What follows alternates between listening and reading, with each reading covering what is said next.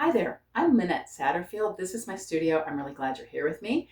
Today I am going to paint a sunflower, a wild and free sunflower, because lately I feel like I've gotten just a little too trapped in the thinking and overthinking of things and just sort of lost touch with some of that wild creation. And before I start, I will remind you that I film these in one go live and bring them to you unedited. So whatever's going to happen here is what you're going to see. And I'm going to start with this idea of doing something large and expressive and with a little bit more physicality to it than I might normally have worked with. It's also brown paper. It's craft paper.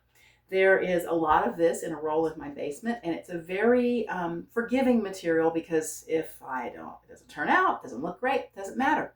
It's almost free paper. And if you're wondering, well, what do you do with it when you're done? Wrapping paper. I actually use it to wrap gifts later, and it looks amazing. So it's always going to be useful. And before I start, I put out some paint. I'm just going to do this with a very limited palette because I like these colors and because it doesn't mean I have to make a lot of choices. I've got black, white, yellow ochre, and a lime green color, which I particularly like. And for this experiment today, I'm going to work with this longer, it's not a brush. I call it a brush. I don't use traditional paint brushes with bristles because I don't like to clean them out. So I use these rubber brushes, and this one has a really long handle, and I'm using that on purpose instead of the shorter handle one because it's going to make me work a little bit more physically. I'm going to put a little bit more of myself into this, so I chose that. And to get started, I've got some of my favorite crayons here, the Woody Stabilos. I've got a black, a lime green, and a yellow. And that's pretty much where I'm going to start. Some spray paint, which I might use or I might not. And I think I'm just going to start with a really loose sketch. And I haven't even warmed up yet. So I'm going to just use the sketch as a warm up. So I'm thinking it might be, say, sunflowers. It's a good time of year for that. So let's do a big sunflower there. And I'm already just sort of making, that's going to be a half flower. So like this.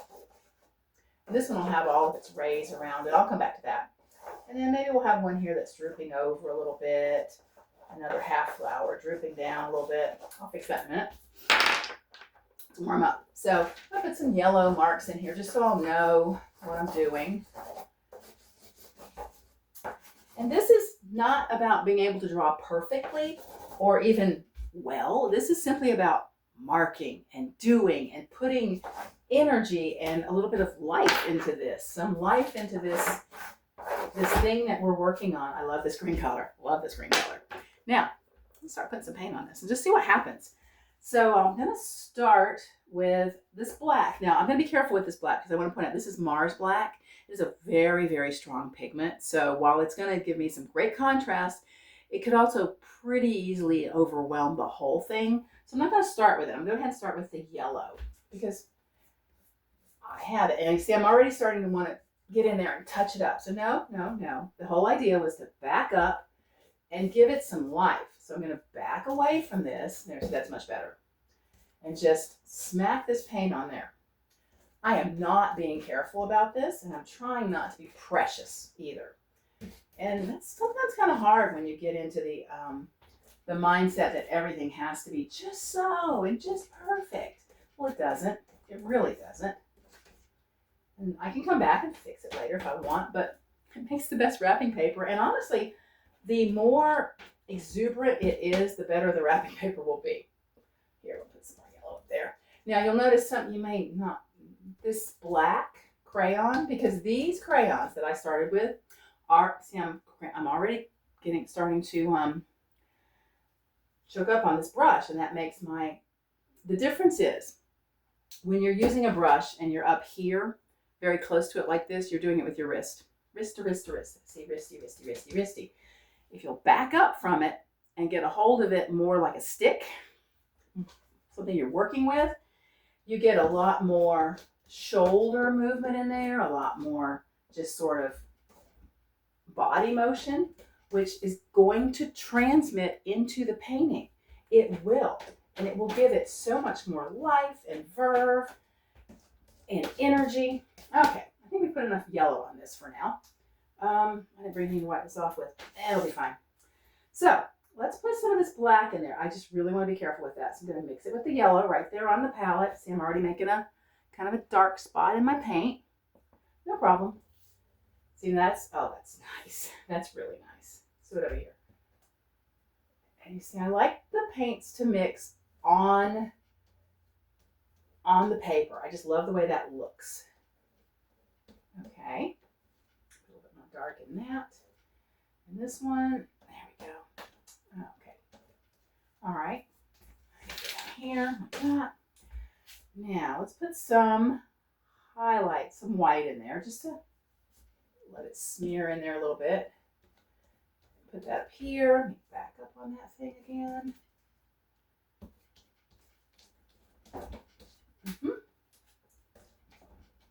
Might be the most choppy sunflower we've ever seen, but I think they look a little like sunflowers. Oh, that white does really want to not blend in there very well, does it? We'll come back to that. Okay. Let's see, right there. There. Okay. It's the ground. See, it's the ground. That's what I'm going to call it anyway. Totally going to call it the ground. So I'm going to go back over some of this white because it does want to stand out a little bit much up there, doesn't it? Just a little bit. Just a little bit. Like that. That kind of blends it in a little bit with the yellow. There. More brown. Now, let's do something about these stems, which are just sort of hanging out there in a really thin sort of way. I'm going to come down. This green is transparent. I'm noticing that I didn't plan for it to be quite so transparent. And those look like awfully thick stalks, don't they? But it's okay. A leaf coming out here. That. Sunflower leaves are actually quite large and raggedy. So I'll do what I can with that. Like that. Maybe one more. Fill this in.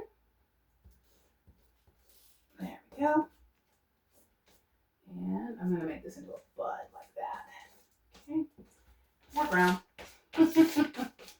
Now, what does it appear to be missing? I think you could use a little bit. I'm going to use the tip, the very tip of this to put in just a few marks coming out like that. Like this. And I'm choking up on that again. It's actually quite, if you're not used to working in a very large and format like this, it does take a little getting used to. I'm trying to stay out of your way.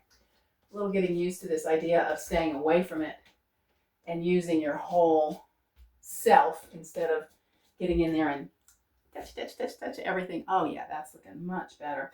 You'll notice I look in the camera sometimes to see what I'm looking at. It's similar to looking in a mirror, the idea of looking in a mirror, so you get a slightly different view of your work, and it helps you see what might need to be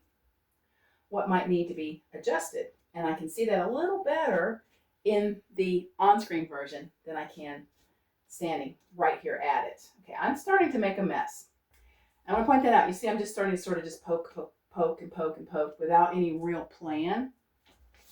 That is usually a sign that it is time to put it down and back up from it, because that is the immediate place where you get into overworking your work, is that whole touching and moving paint around without a really clear idea of what you're trying to do with that motion, that touch that you just made on that painting. And I actually did have an idea for that, but okay. So I have a sunflower garden. And is it perfect? No, it's not. But is it exuberant and is it full of life? And did I enjoy painting it? Surely I did.